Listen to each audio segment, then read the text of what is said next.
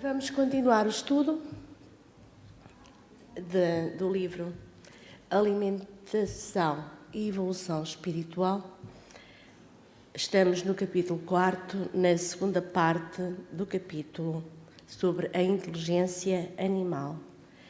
É um livro de Edson Ramos de Siqueira, como já foi dito várias vezes, um ser que se tem dedicado de forma intensa ao estudo da vida animal, e eu digo que não é por acaso que nós estamos neste momento aqui em Coimbra, em Portugal, a fazer uma breve análise deste livro, porque nós somos regidos por leis, não vivemos ao acaso, temos as leis divinas como espíritos que somos e filhos de Deus, e temos as leis da terra. E a partir do dia 1 de maio entra em vigor em Portugal uma alteração legislativa que deixa de considerar os animais como coisas. Os animais não são coisas e legalmente passam a ser analisados e vistos como algo muito diferente. Há a penalização de quem maltratar ou matar animal, e a lei não diz que tipo de animal é que é, se é animal de companhia, se é animal doméstico, se é animal selvagem. Portanto, a partir do dia 1 de maio, acho que a nossa consciência da ilicitude, porque muitas vezes não temos, assim como os menores não têm consciência da ilicitude dos atos que praticam a partir dos 16 anos, muitos pensam que é só a partir dos 18 que são criminalmente responsáveis. Nós que estamos aqui devemos ter consciência disso. Até dia 1 de maio matem as galinhas que tiverem que matar, os coelhos que tiverem que matar, não é crime. A partir do dia 1 de maio pode ser. Eu estou a falar a sério. É a lei que o diz, não sou eu, não fui eu que a fiz. O legislador não diz que tipo de animais é que são, portanto, para já são todos. E então agora vamos entrar, porque o centro espírita, para além, também serve para alertar destas coisas, educar, instruir é ensinar a viver, e é para isso que cá estamos. Continuando então o estudo do capítulo que estávamos a ver, diz-nos o autor: conclamamos o leitor a uma profunda reflexão sobre as desconhecidas verdades da vida. Somos os seres mais inteligentes da Terra, sim. Mas os outros animais também são dotados de inteligência. Para eles, o instinto representa a importante parcela do repertório comportamental, mas nossos comportamentos básicos também são instintivos. Para ilustrar essa questão, uma citação de Jonathan Safran Foer, na sua obra Comer Animais, e que nos diz: o guepardo não é inteligente porque corre depressa, mas sua fantástica habilidade de mapear o espaço, ou seja, encontrar a hipotenusa, prever o movimento de sua vítima e agir em função dele, é uma espécie de trabalho mental significativo. Decretar que é instinto faz tanto sentido quanto achar que o chute resultante do martelinho do médico no seu joelho, quando vamos a um ortopedista, por exemplo, equivale à sua capacidade de bater com sucesso um penalti num jogo de futebol. Foer acrescentou que para os incrédulos o instinto continua a ser a explicação todas as vezes que o comportamento animal implica inteligência demais. É muito comum que diante de uma pessoa vegetariana, um onívoro, falta aqui um M, exclame: se você não come carne, o que é que você come? Isto é uma questão que se coloca muitas vezes a quem diz que não come, que é vegetariano. E a resposta do vegetariano é óbvia: tudo menos carne. E então o omnívoro completa: mas nem come peixe? É interessante a forma como os peixes são vistos. Há pessoas, inclusive, que se consideram vegetarianas, mesmo comendo peixe. A etologia, acompanhando o desenvolvimento científico em todas as áreas, tem trazido à sociedade conhecimentos sobre inteligência e ciência, outrora inimagináveis. Sobre os peixes, a citação de Jonathan Foer, baseada em resultados da investigação científica, é bastante clara e elucidativa. Maravilhosa a explicação que ele dá. Os peixes constroem ninhos complexos, formam relações monogâmicas, têm um só companheiro, caçam de modo cooperativo com outras espécies e usam ferramentas. Reconhecem-se uns aos outros como indivíduos e mantêm um registro de quem merece confiança ou de quem não lhes merece. Isto passa-se no meio aquático. Tomam decisões individualmente, monitoram o prestígio social e competem por melhores posições. Usam estratégias maquiavélicas de manipulação, punição e reconciliação. Têm significativa memória de longo prazo, habilidade para transmitir conhecimentos uns aos outros e também podem passar informações de geração a geração. Têm até mesmo o que a literatura científica chama de tradições culturais duradouras para caminhos específicos até locais de alimentação, instrução, descanso ou acasalamento.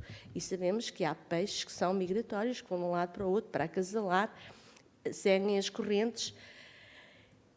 Amit Goswami referiu-se à evolução das representações vital e mental, tendo escrito o seguinte: os cientistas falam dos estágios de evolução de forma biológica como uma progressão de organismos unicelulares para organismos multicelulares, de invertebrados com órgãos bem definidos para invertebrados com sistema nervoso e órgãos de sentidos, para vertebrados com rombencéfalo a vertebrados com céfalo límbico, a vertebrados com neocórtex, a seres humanos com neocórtex avançado. O filósofo Ken Wilber disse que esses estágios correspondem à evolução dos aspectos exteriores da consciência. É assim que ela vai evoluindo exteriormente. Para ver a evolução da representação do corpo vital e mental, é preciso analisar a experiência interior disponível em cada um destes estágios. Essa citação confirma que a corrente da vida é realmente composta por elos inseparáveis. Não há cortes, é ininterrupta. Baseada em referência do biólogo Bruce Lipton, escreveu que mesmo o procarionte, um organismo unicelular que não possui sequer uma membrana celular, representados na atualidade pelas bactérias e algas azuis, têm programabilidade na estrutura de proteína da sua parede celular, portanto, a consciência programa-os para as funções biológicas básicas, dando-lhes experiências como sensações e sentimentos, ainda que muito rudimentares. Assim, à medida que o ser se torna biologicamente mais complexo, expande-se a consciência, evolui o corpo mental. Amit apresentou na sua obra Evolução Criativa das Espécies, elucidativa ilustração desta realidade, traçando um paralelo entre os aspectos exteriores e interiores nos distintos estágios da evolução. Temos os organismos unicelulares, que apresentam sensações rudimentares e sentimentos rudimentares. Temos organismos unicelulares eucariontes, que dispõem de sensações, já, e sentimentos rudimentares. Organismos multicelulares, como as plantas, que já têm sentimentos mais desenvolvidos de existência, têm sexualidade e um sentimento de segurança. Invertebrado com órgãos, mas sem sistema nervoso, que contém sentimentos em chakras já bem definidos. Organismos com sistema nervoso já contam com percepção e com impulsos. Os répteis apresentam emoções. Mamíferos têm emoções ligadas às imagens. Os primatas apresentam símbolos e os humanos, que têm o neurocórtex já complexo, são dotados de conceitos. Transcreveremos em seguida algumas considerações generalistas sobre comportamentos que evidenciam aspectos da inteligência dos animais não humanos, sumarizada de artigos da revista Super Interessante, em maio de 2011, escrito por Eduard Schwartz e Alexandre Varzigassi. Os autores escreveram em estilo jornalístico, leve e descontraído, porém fielmente baseados em recentes achados científicos. E dizem eles: o que pensam os animais? Eles se apaixonam, fazem planos para o futuro, sentem saudade, tecem intrigas e até enganam você. A ciência começa a descobrir que sim, os animais também são gente, para o bem e para o mal. Os golfinhos são sádicos, as vacas têm inimigas, os gatos são especialistas em dissimulação e as galinhas fazem planos para o futuro. A ciência revela o universo oculto no cérebro dos animais. Uma barata não sabe que é uma barata, mas um golfinho sabe que é um golfinho. Um elefante sabe que é um elefante. E um cachorro até sabe que é gente. A noção geral dos cientistas hoje é bem mais complexa. A diferença entre as nossas faculdades mentais e as dos gatos, chimpanzés e periquitos seria uma diferença apenas de grau e não de tipo. É como comparar um Ferrari com um Fusca. Há uma clara diferença de nível entre eles, mas ambos são carros. E saíram da prancheta de um mesmo projetista. Charles Darwin estava certo. As evidências de hoje indicam que muitos animais sentem alegria, tristeza, pena e outras emoções. Bem, para sentir inveja, um animal precisaria ter autoconsciência, uma noção ampla sobre quem é ele no mundo. Chimpanzés, por exemplo, têm sentimentos complexos, como inveja e vergonha. Eles escondem o rosto quando fazem alguma besteira, quando fazem alguma coisa que sabem que não é correta, eles escondem a cara. E quem tem vergonha, afinal de contas, não é menos consciente do que nós. A primatologista Jane Goodall observou que um chimpanzé evita até olhar para uma fruta quando outros chimpanzés estão presentes. Só para abocanhá-la inteira quando estiver sozinho. Alguns tapam a cara para impedir que os outros saibam que eles estão com medo. Uma pesquisa da Universidade de Cambridge mostrou que as ovelhas identificam o rosto de pelo menos outras 50 ovelhas. Dentro de um rebanho conseguem distinguir pelo menos 50. As galinhas, ao bicarem o botão 1, esperavam 2 segundos para obter 3 segundos de acesso à comida. Com o botão 2, elas esperavam muito. Sabiam que se tocassem no 1, esperavam 2 segundos. Se tocassem no 2, tinham que esperar 6 segundos para obter muita comida. 22 segundos de comilança. Qual a conclusão? A pesquisadora britânica resumiu que, com incentivo, as galinhas foram capazes de exercer o autocontrole e aguardarem calmamente os segundos necessários para tocar no botão 2 e comerem mais. Os gatos simulam o choro dos bebés, já que sabem que esse som dispara um senso de urgência no cérebro humano. E sabem que isso é mais eficiente quando vivem com donos que moram sozinhos. Com esse miau histérico, Garfield e a sua turma dão um show de inteligência emocional. Eles sacam a fraqueza do dono para manipulá-lo. Os cães aprendem rápido quem são as pessoas que podem colaborar e as que não lhe dão qualquer bola, não lhe passam bola. Num ranking de inteligência emocional, eles seriam de longe os campeões, os cães. São os únicos bichos que sabem o que você está pensando.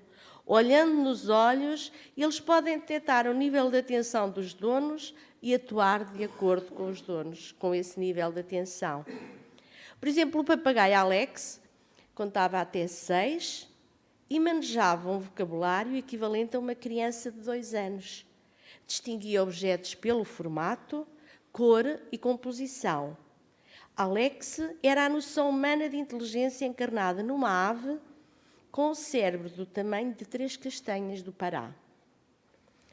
O zoólogo de Cambridge, Christopher Bird, viu corvos jogando pedras dentro de um reservatório para fazerem subir o nível da água. Jogavam pedras e a água subia. E assim poderem bebê-la.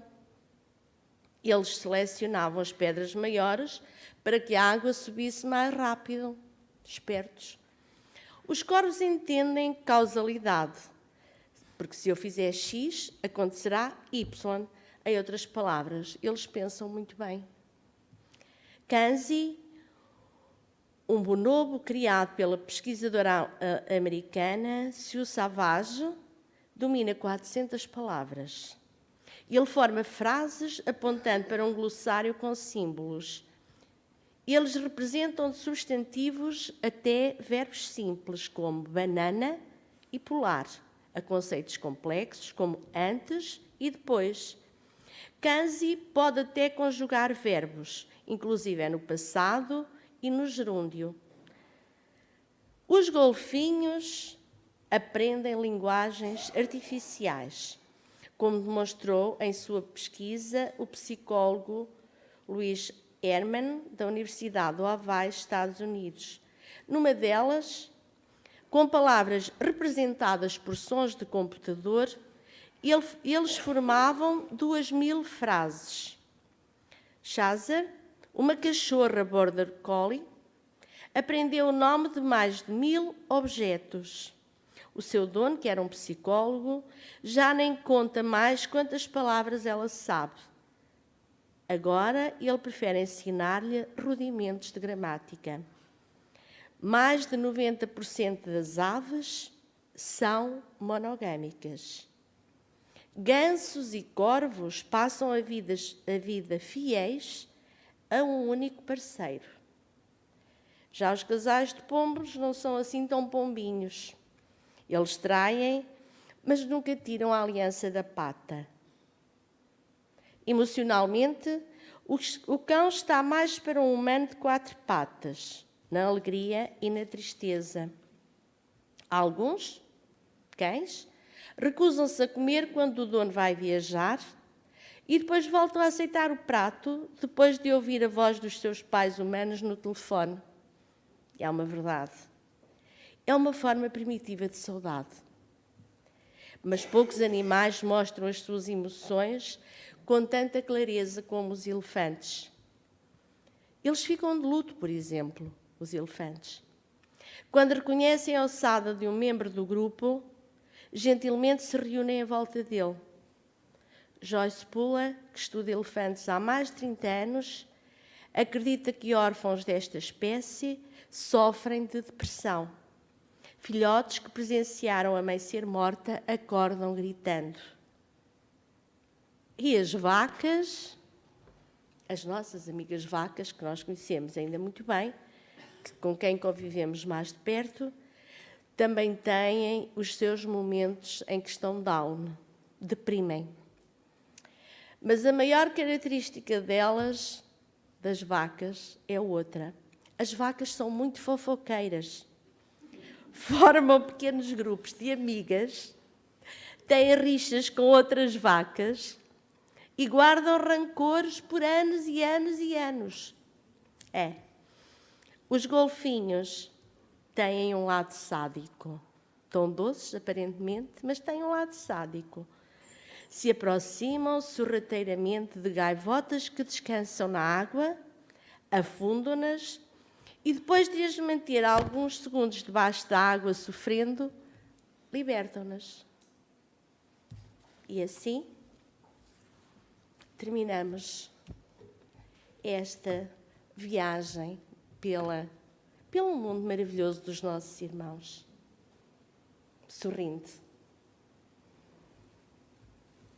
Dá para pensar, realmente são lindos e, como eu disse, não é por acaso que o mundo está a mudar. E Portugal também, e os nossos legisladores também. Quando virmos uma vaca a olhar assim para um lado e para o outro enquanto as outras dormem, cuidado que ela está a vigiar para depois ir contar àquelas que estão a dormitar o que é que se está a passar. Ou se vem lá alguém para lhes dar algum açoite. Há que ter um pouco mais de respeito por todos, porque somos todos filhos de Deus. E assim, com este trecho lindo do Edson, escrito desta forma encantadora, mas que é realista, descreve-nos como são realmente os maravilhosos seres, alguns deles muito monogâmicos, que amam apenas um único parceiro na vida, que não é o caso dos pombinhos, mas como muitos outros pombinhos humanos, não tiram a anilha do dedo e andam por aí a poisar de pouso em pouso. Acontece assim. Temos muitas parecenças ainda com os animais, guardamos muitas coisas ainda deles, portanto, há que respeitá-los, porque eles são ainda muito o nosso espelho.